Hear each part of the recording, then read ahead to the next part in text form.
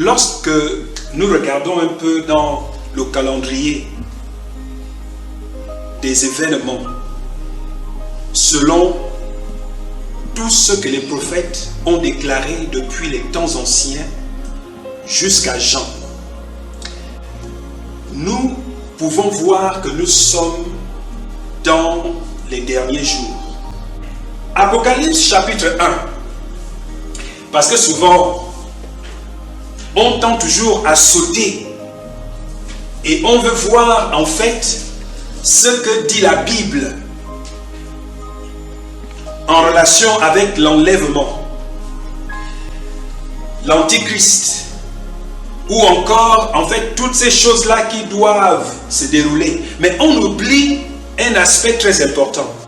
La première chose que Jésus fait lorsqu'il se révèle à Jean, c'est d'instruire Jean en lui disant d'envoyer des lettres à chaque église. Ça veut dire à chaque personne qui croit en Jésus-Christ. Ça, c'est une phase très importante.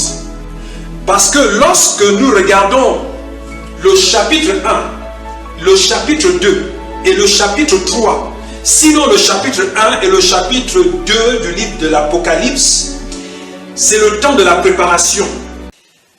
J'aimerais que nous puissions en fait résumer la Bible ce matin. Alléluia. Je me souviens en 2008, j'avais reçu une délégation de pasteurs et de serviteurs qui étaient venus pour une réunion ici en Afrique du Sud avec un ministère de la place. Et j'avais été choqué d'entendre un d'entre eux dire que dans tout son ministère, dans toute sa marche en Christ, jusqu'à ce jour, il n'avait aucune idée de ce que réellement le message de Jésus était. J'étais choqué. J'étais choqué.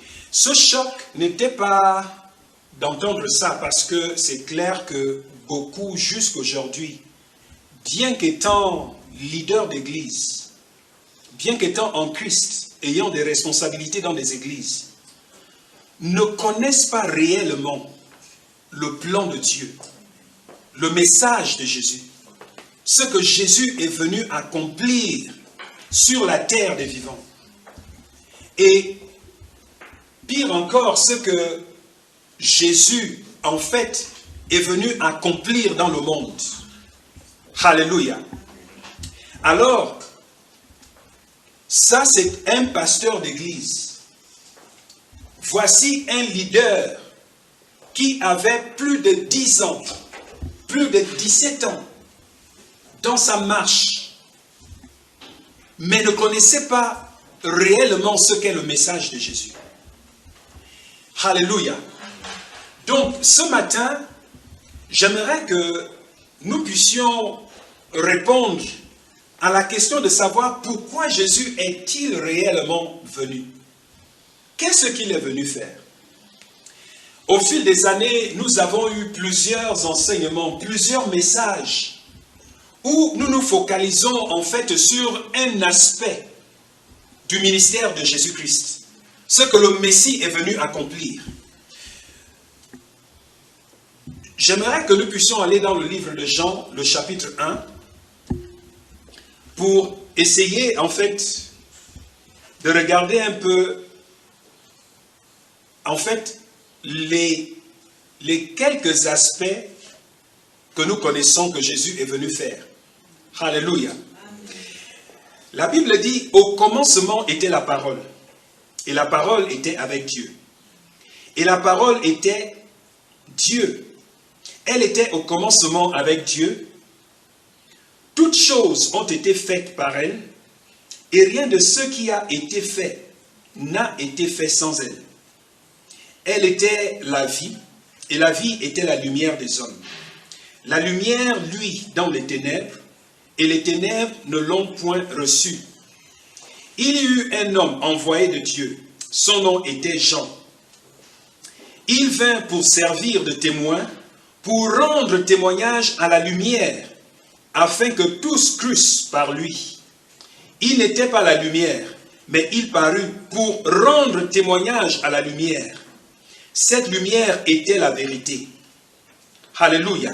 Cette lumière était la véritable lumière qui, en venant dans le monde, éclaire tout homme.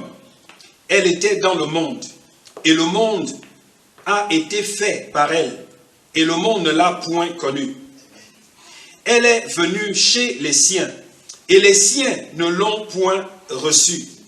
Mais à tous ceux qui l'ont reçue, à ceux qui croient en son nom, elle a donné le pouvoir de devenir enfants de Dieu, lesquels sont nés. Alléluia. Non du sang, ni de la volonté de la chair, ni de la volonté de l'homme, mais de Dieu. Et la parole était faite chair, et elle a habité parmi nous, pleine de grâce et de vérité. Et nous avons contemplé sa gloire, une gloire comme la gloire du Fils unique venu du Père. Jean lui rendit témoignage et s'est écrié, c'est lui dont j'ai dit, celui qui vient après moi, il m'a précédé, car il était avant moi. Et nous avons tous reçu de sa plénitude, grâce pour grâce, car la loi était donnée par Moïse. La grâce et la vérité sont venues par Jésus.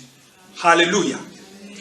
Si nous nous focalisons sur ce passage de la Bible, nous sommes en train de résumer en fait le ministère de Jésus selon les enseignements que nous avons reçus pendant les années. Alléluia.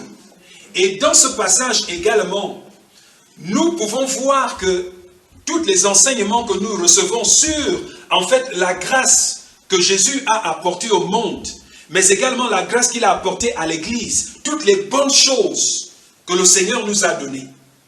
C'est pourquoi nous entendons des enseignements comme, si nous recevons Jésus, Jésus va nous bénir matériellement, Jésus va nous bénir spirituellement, Jésus va nous bénir financièrement, Jésus va nous donner l'autorité sur les sorciers. Jésus va nous donner l'autorité sur les jaloux. Jésus va nous donner l'autorité sur les méchants. Jésus va nous donner tout ce que nous savons. Nous avons entendu de tous les prédicateurs dans le monde entier. Jésus nous donne toutes ces choses. Alléluia. Toutes ces choses sont vraies. Tout cela est vrai. Alléluia. Jésus est venu au-delà, en fait, de son plan éternel, de son plan sanctifié, le plan sanctifié de Dieu. Au-delà de ce plan, Jésus est venu pour nous apporter une meilleure vie sur terre. Alléluia. Mais vous savez, c'est bien au-delà de cela. Alléluia. Si nous ne réalisons pas ces choses, si nous ne sommes pas à même de comprendre le véritable plan de Dieu pour nos vies, pour le monde et pour l'Église, nous allons passer à côté. Alléluia. Lorsque nous regardons autour de nous, nous sommes en train de voir comment l'Antéchrist est en train de s'établir. Beaucoup de justes, beaucoup de chrétiens, beaucoup de prédicateurs sont en train de voir ces choses. Cependant, personne n'en parle. En fait, beaucoup d'entre nous, nous avons peur d'en parler parce que nous avons peur d'aller en prison. Nous avons peur de la persécution. Nous avons peur de perdre les âmes que nous savons réellement ne sont pas en Christ. Nous avons peur, en fait, d'agir selon, en fait, la plénitude de Dieu parce que nous avons peur. Mais vous savez, la Bible est claire. La Bible est claire. Les choses sont en train, en fait, de s'établir. Les choses sont en train de s'établir. Alléluia. D'où l'importance de mon message ce matin. Alléluia. Oh Seigneur, merci. Merci Jésus. Alléluia. Vous savez, si vous me suivez ce matin, et si vous ouvrez vos cœurs et vos esprits pour recevoir le message que je vais donner ce matin, le message que je vais donner ce matin n'a pas pour but, en fait, de vous donner les biens matériels, de vous donner les biens financiers, de vous donner, en fait, tout ce qui est terrestre. Le message que je vous apporte ce matin, vous êtes apporté par le Seigneur afin que vous soyez établis en Christ, afin que vos vies soient établies en lui, pour que lorsque la trompette sonne, que vous soyez enlevés. Voici le but de la chrétienté. Alléluia. Parce qu'après l'enlèvement, il ne sera plus question de chrétienté. La chrétienté, le nom chrétienté nous a été donné par ce monde. Ce sont les hommes de ce monde, en observant les apôtres et les disciples, et tous ceux qui croyaient en Jésus, ils dirent, ces hommes certainement sont des chrétiens. Alléluia. Mais vous savez, la vie que nous menons, la marche dans laquelle nous sommes en ce moment, est bien au-delà de la chrétienté. Après l'enlèvement, il n'y aura plus de chrétienté. L'Église sera dans sa phase de règne. Dans sa phase de règne avec Jésus-Christ. Alléluia.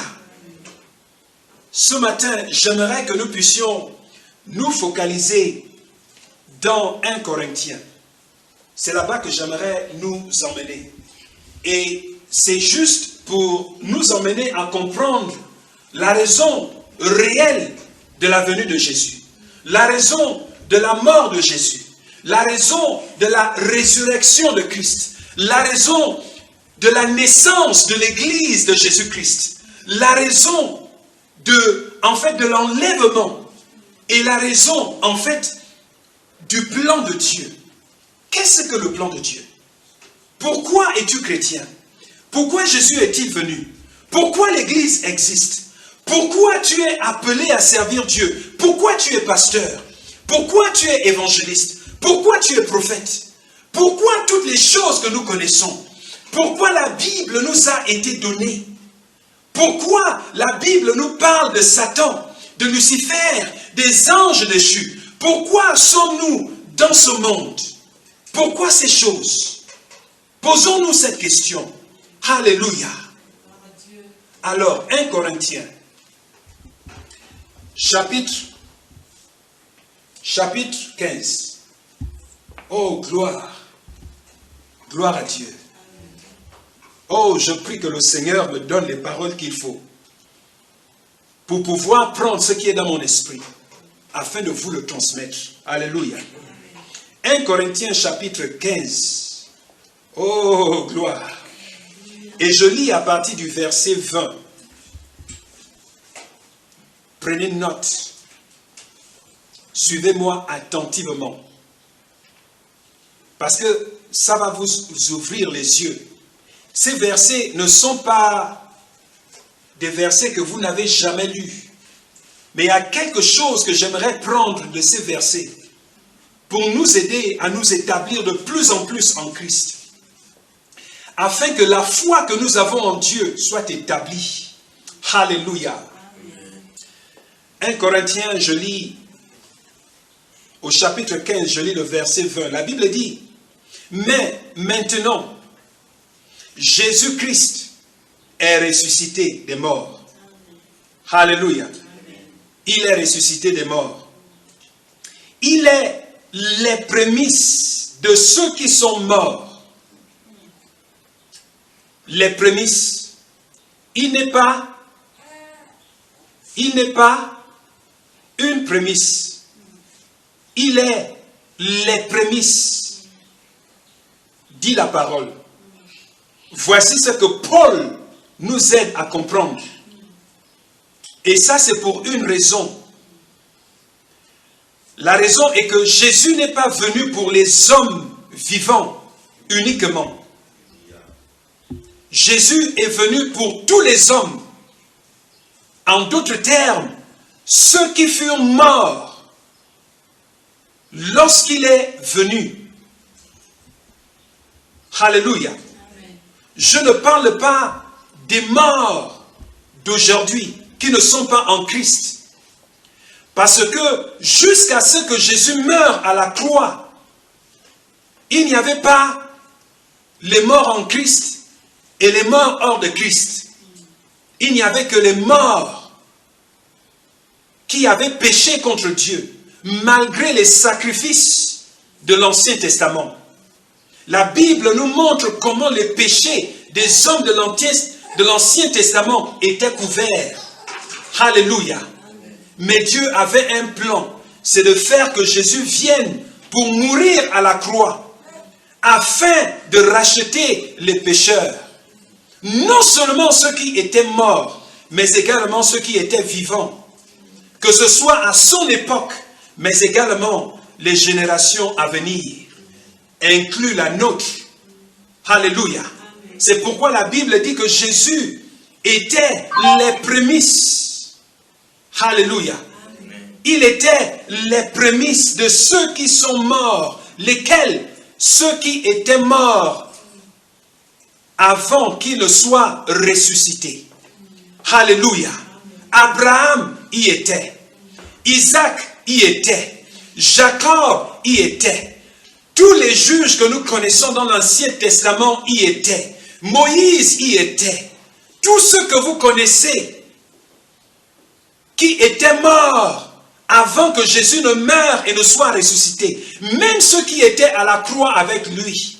Celui qui avait dit, en fait, que Jésus subit la même sentence que celui qui avait dit à Jésus, souviens-toi de moi quand tu seras dans ta gloire. La Bible dit que toutes ces personnes y étaient. C'est pourquoi la Bible nous dit que Jésus était les prémices. Ça veut dire, il avait représenté toutes ces personnes. C'est pourquoi dans le livre de Matthieu, et l'apôtre Paul nous dit également, il nous montre comment Jésus était allé jusqu'aux enfers pour arracher les clés de la vie et de la mort au diable. Et la Bible nous montre comment certains de ces saints qui étaient morts furent ressuscités. Alléluia. Mais c'est seulement pour nous montrer en fait ce que veut dire ce verset 20 lorsque la Bible dit que Jésus est les prémices de ceux qui sont morts. Alléluia. Merci Seigneur. Alléluia. Le second aspect, en ce qui concerne le verset 20, souvenez-vous que tous ceux qui meurent, en fait, tous ceux qui meurent, ou en d'autres termes, la Bible nous parle de la mort.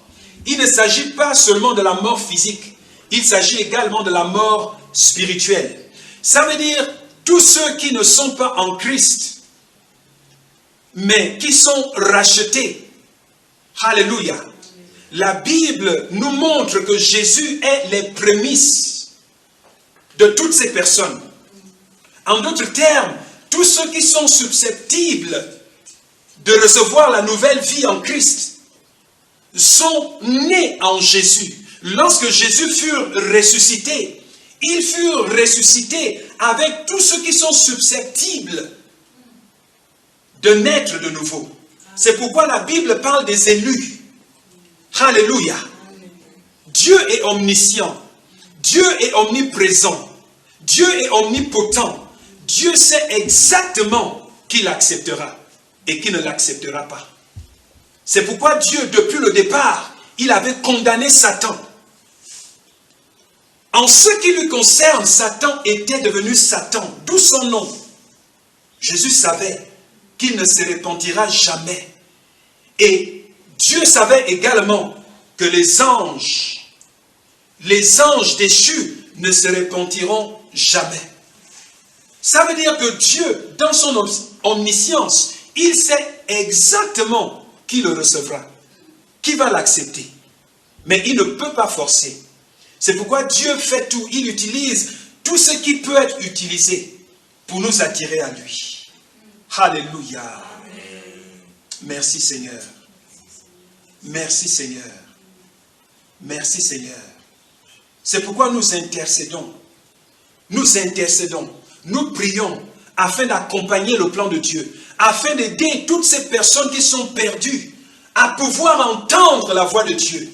Nous intercédons même pour ceux qui ne sont pas susceptibles d'accepter Christ dans leur vie. Nous intercédons à cause de la grâce de Dieu. Alléluia. Mais ce matin, j'aimerais que nous puissions poursuivre. Parce que nous sommes en train de découvrir le véritable plan de Dieu. Alléluia. La Bible dit au verset 21, « Car, puisque la mort est venue par un homme, ça veut dire Adam. Alléluia. Ce n'est pas Ève. Il s'agit d'Adam. Alléluia. C'est pourquoi l'homme joue un rôle central dans l'histoire de la vie. La Bible nous montre que jusqu'à ce que Ève avait mangé le fruit, il n'y avait pas de changement. Adam était intact. Le monde était intact. Pourquoi? Parce que Ève est née d'Adam. Adam a donné naissance à Ève. Alléluia. Mais la Bible nous montre que dès qu'Adam mange le fruit, les choses ont changé dans le monde. Alléluia. Mais ici, la Bible dit, car puisque la mort est venue par un homme, c'est aussi par un homme qu'est venue la résurrection des hommes, des morts. Alléluia.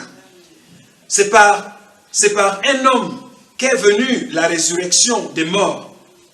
Et cet homme, c'est Jésus. Alléluia. Il est l'esprit vivifiant. Verset 22. Et comme tous meurent en Adam, de même aussi, tous revivront en Christ. Mais chacun en son rang. Alléluia. Oh, gloire. Lorsque je lis ceci, j'ai envie de sauter. Alléluia. La Bible dit, mais chacun en son rang. Chacun en son rang. Chacun à son tour. Alléluia. Chacun à son tour. Tous n'acceptent pas Jésus au même moment. Alléluia. Nous devons le comprendre. Lorsque nous prêchons l'évangile, ce n'est pas tout le monde qui va accepter au même moment. Alléluia. La Bible dit, mais chacun en son rang. Christ comme prémisse. Vous voyez? Christ comme prémisse au pluriel.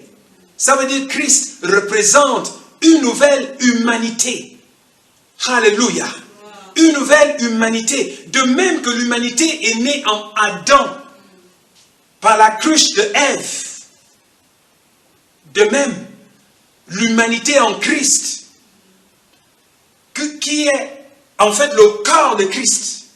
Une nouvelle humanité est née en Jésus. C'est pourquoi Jésus ici est le symbole des prémices. C'est pourquoi tous les apôtres, dans le reste de la Bible, les prémices ne se réfèrent pas aux finances. Ce que beaucoup enseignent dans le Nouveau Testament. Les prémices ici représentent le corps de Christ. Ceux qui croient en Jésus-Christ, ceux qui sont nés de lui, ceux qui ont reçu l'Esprit Saint en eux. Alléluia. Le corps de Jésus-Christ. La Bible dit que Jésus représente les prémices. Nous sommes ces prémices. Alléluia. Gloire à Dieu. Oh, merci Seigneur. Vous êtes en train de voir en fait les étapes, les accomplissements de Jésus-Christ. C'est un voyage. Nous sommes dans un voyage. Nous sommes en train de voir en fait les accomplissements, les choses que Jésus a accomplies. Mais vous voyez, toutes ces choses ont un but. Voici ce que nous manquons de comprendre dans le corps de Christ aujourd'hui. Toutes ces choses ont un but. Tout ce que Jésus a réalisé, toutes les choses qui se sont faites avant même qu'il ne soit né de Marie. Et lorsqu'ils furent nés de Marie, toutes les choses qu'il a accomplies jusqu'à la croix ne sont pas le but. Alléluia. Ne sont pas le but. Mais nous nous focalisons sur ces choses comme étant le but. Non, ces choses ne sont pas le but. Alléluia.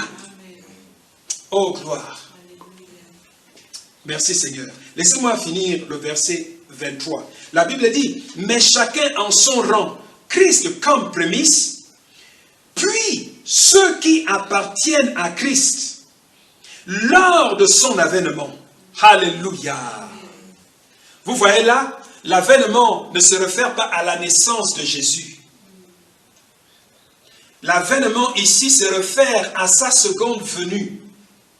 Et lorsque nous parlons de la seconde venue de Jésus, il y a plusieurs événements qui se déroulent dans sa seconde venue.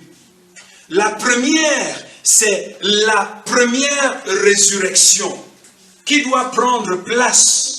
La résurrection des morts en Christ.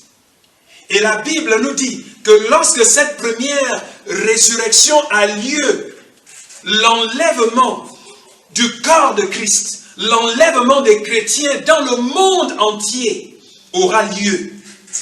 Et la Bible nous montre également que nous qui sommes vivants en Jésus, nous irons rejoindre ceux qui étaient ressuscités lors de la première résurrection. Et ensemble, nous rencontrerons le Seigneur dans les airs. Alléluia. L'Église sera enlevée de ce monde. Voici ce que signifie le verset. La Bible dit, mais chacun en son rang. Christ comme prémisse. Vous voyez, Christ est venu. Christ a travaillé. Il a marché dans les rues de Jérusalem. Il a accompli toutes ces choses. La Bible dit, Christ est allé jusqu'à la croix. Christ fut crucifié. Et Christ fut ressuscité. Comme étant les prémices. Oh, merci Seigneur. Amen. Alléluia. Voici pourquoi nous célébrons la Noël. Voici pourquoi nous célébrons la Pâque. Voici pourquoi nous célébrons la vie de Jésus. Amen. À cause de ce qu'il a fait pour nous.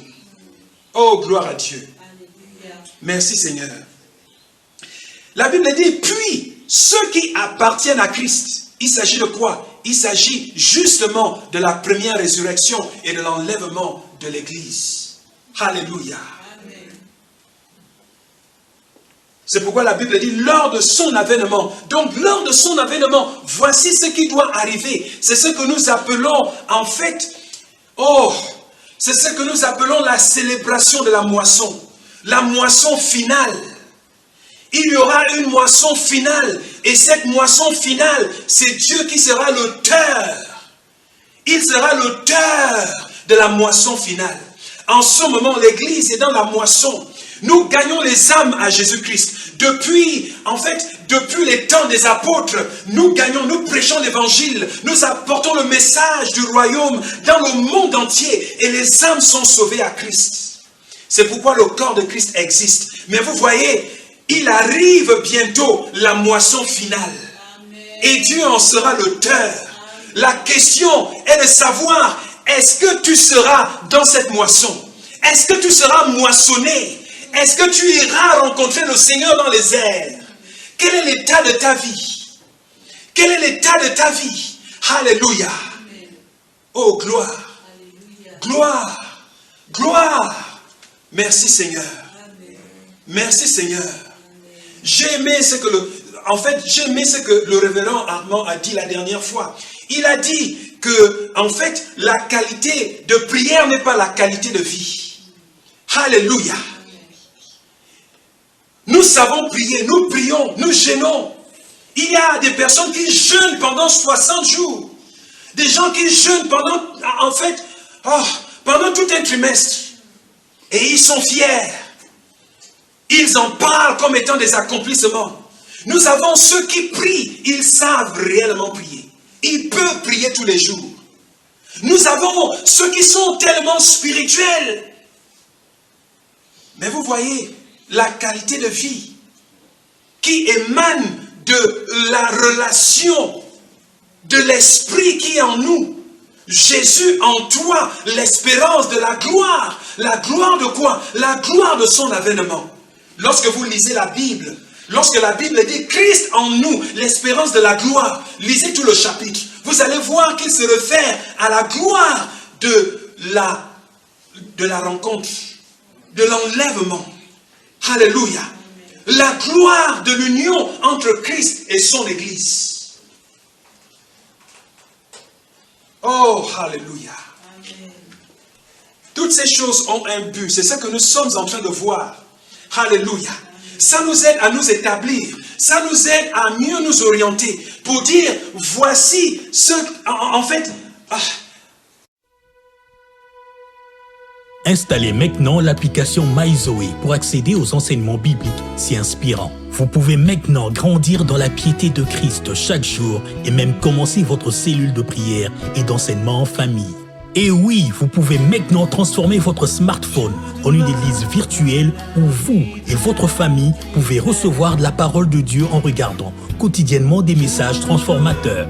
MyZoé est 100% gratuite à utiliser avec des pasteurs virtuellement disponibles à vous suivre et prier pour vous 24 heures sur 24. Une fois installé, vous êtes prêt à partir. Oui, c'est aussi simple que cela. Béni soit le nom du Seigneur. Béni. Voici ce qui est censé être, en fait, mon objectif. L'objet sur lequel je dois me focaliser. Alléluia. Jésus, en fait, l'auteur et le consommateur de ma foi. Je dois me focaliser sur Jésus. Oh, gloire à Dieu. Verset 24. La Bible dit... Ensuite viendra la fin. Vous voyez? Donc, une fois que l'avènement de Jésus prend place, je vous ai dit, c'est l'enlèvement. La Bible dit, ensuite viendra la fin. La fin de quoi? Pas la fin du monde. Ici, il ne s'agit pas de la fin du monde. Il s'agit en fait de la fin de l'action de l'Église sur terre. La fin de l'action du Saint-Esprit sur terre. Alléluia. Et la Bible nous dit que le Saint-Esprit, en fait, c'est la force. La force, en fait, qui freine encore l'action du diable.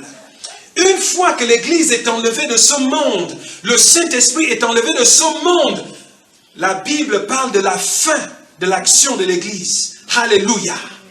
Oh, gloire.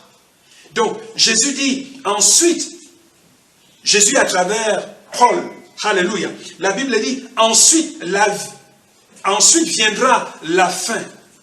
La fin. Quelle fin? Suivez attentivement. Quand il remettra le royaume à celui qui est Dieu et Père. La Bible dit, ensuite viendra la fin. Quelle fin? Quand il remettra le royaume à celui qui est Dieu et Père. Après, vous voyez ce mot? Vous voyez ce mot? Après, vous voyez ce mot? Après avoir détruit, oh gloire, gloire à Dieu, toute domination, toute autorité, toute puissance, alléluia. Donc après avoir détruit le diable et toute son armée, inclus ceux qui se rebellent contre Jésus, il remettra les clés du royaume à qui? À son Père. Alléluia. Voici le but de Jésus. Jésus n'est pas seulement venu pour mourir pour nous à la croix. Jésus n'est pas seulement venu pour nous donner, en fait, la vie en abondance afin de jouir des biens matériels, des biens financiers et de tout ce que nous connaissons. Non, Jésus est venu pour arracher les clés de la vie, les clés de la domination, les clés de la gouvernance du royaume de Dieu. Parce que ici, pour ceux qui sont matures, il ne s'agit pas seulement du royaume des hommes. Non. Jésus est venu non seulement pour le royaume des hommes, mais également pour le royaume des anges. Lorsque Lucifer se rebelle contre Dieu, il commence par corrompre les nations angéliques dans l'univers du monde. C'est ce qu'il a fait. Il les a divisés en prenant une myriade d'anges avec lui. Alléluia. Mais également, lorsqu'Adam et Ève sont nés, la Bible nous montre comment Lucifer également les emmène avec lui. En d'autres termes, il a divisé les hommes. C'est pourquoi le monde est divisé aujourd'hui. Le monde est divisé parce que Adam et Ève ont écouté Lucifer. Ça veut dire que tous les enfants qui sont nés d'Adam et Ève, il y en a qui devront croire en Dieu et d'autres devront suivre Lucifer à cause du mal qui est en l'homme. Alléluia. Oh, gloire. J'espère que vous êtes en train de suivre en fait la chronologie de l'action de Dieu. Alléluia. Le verset 25, la Bible dit, car il faut qu'il règne. Vous voyez? Il faut qu'il règne. Ça, c'est avant qu'il remette les clés à Dieu. Voici le but. Jésus est venu pour restaurer le royaume de Dieu. Et le royaume de Dieu est composé du royaume des hommes et le royaume des anges.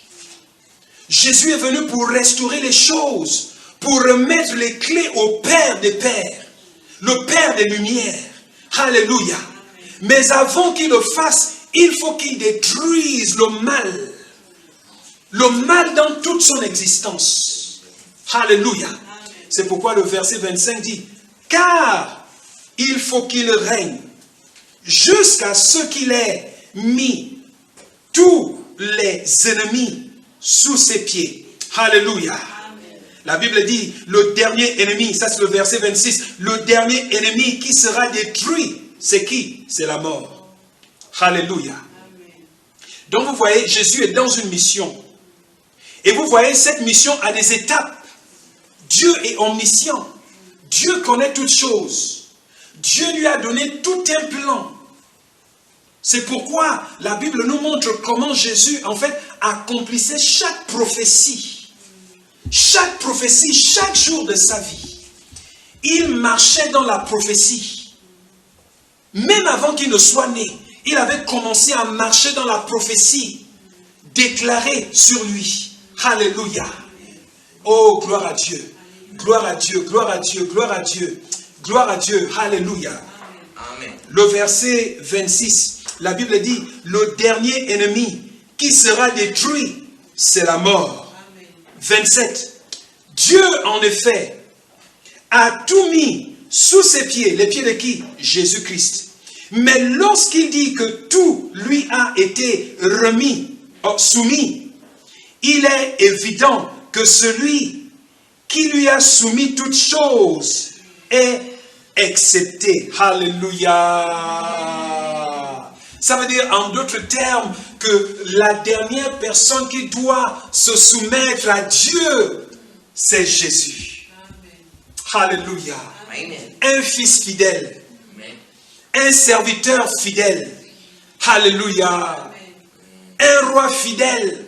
La Bible dit que la dernière chose qui doit se faire, c'est que Jésus doit remettre toutes choses entre les mains du Père. Alléluia.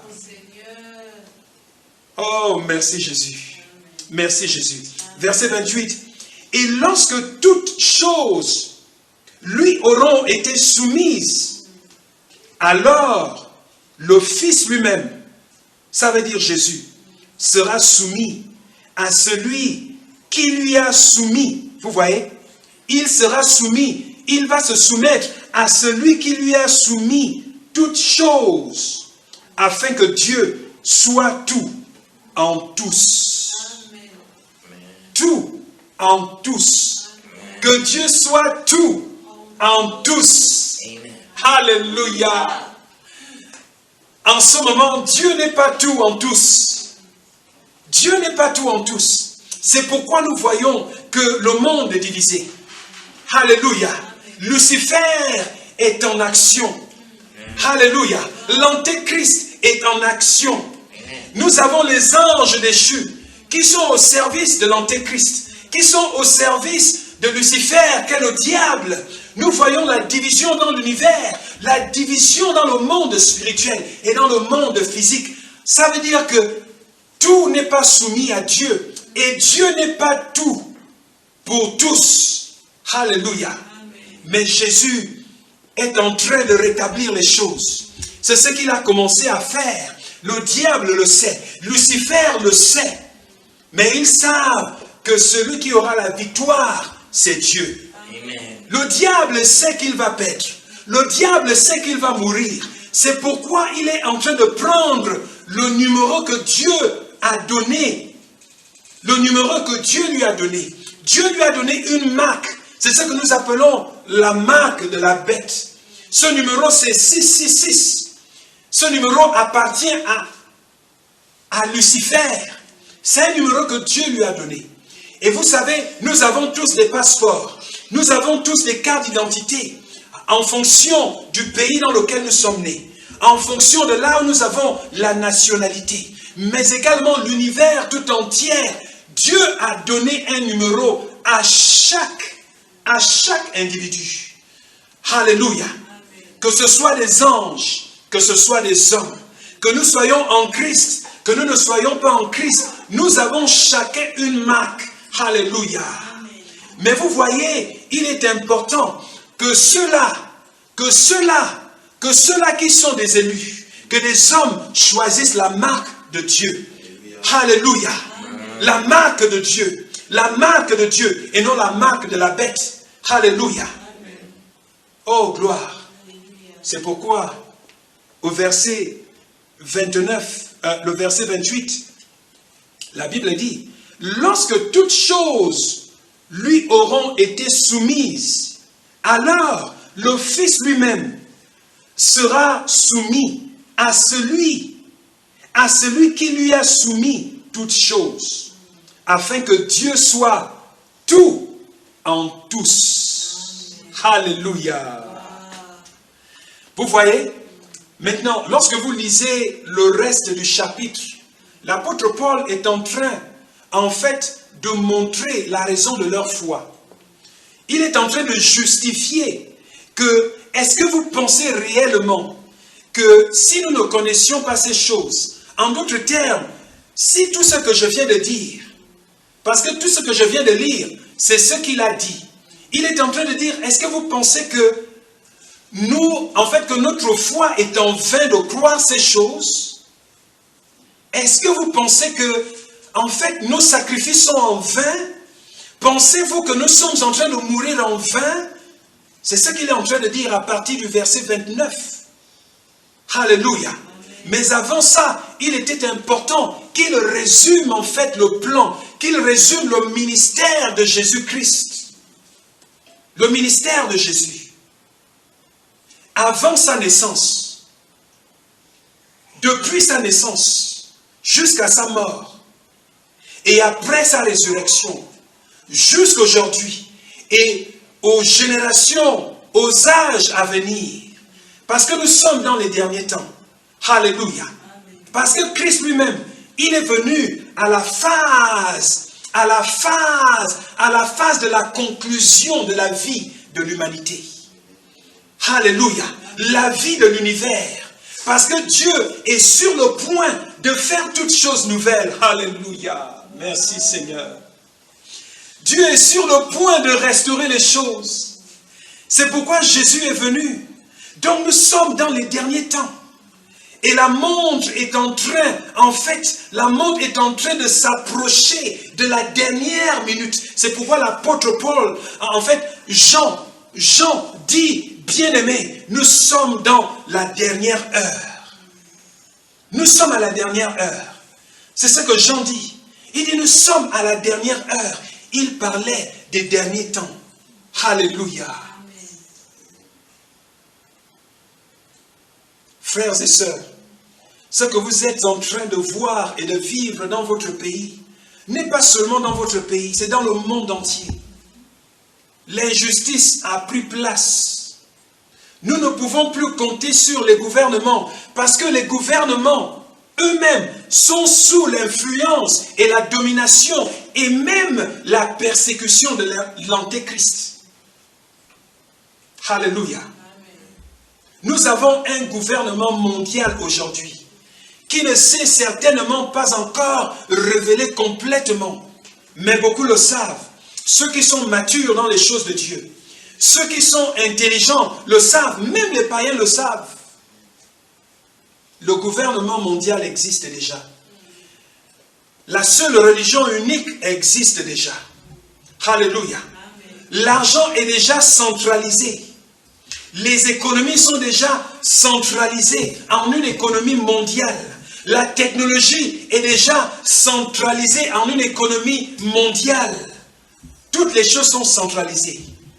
Nous sommes en train de nous approcher de la fin. La question est de savoir à quel niveau te trouves-tu dans ta vie. Au-delà du ministère, Alléluia, dans lequel tu fonctionnes, au-delà de ton appel, au-delà en fait de ton église, au-delà de ta vie. À quel niveau te trouves-tu avec Jésus-Christ? Alléluia. Voici le plan de Jésus. C'est pour vous dire que une fois que l'église est enlevée, ce n'est pas la fin de l'église. L'église va continuer son règne. Alléluia. Jésus doit continuer son règne. Et puisque Jésus doit continuer son règne, nous également, nous devons continuer notre règne avec Jésus.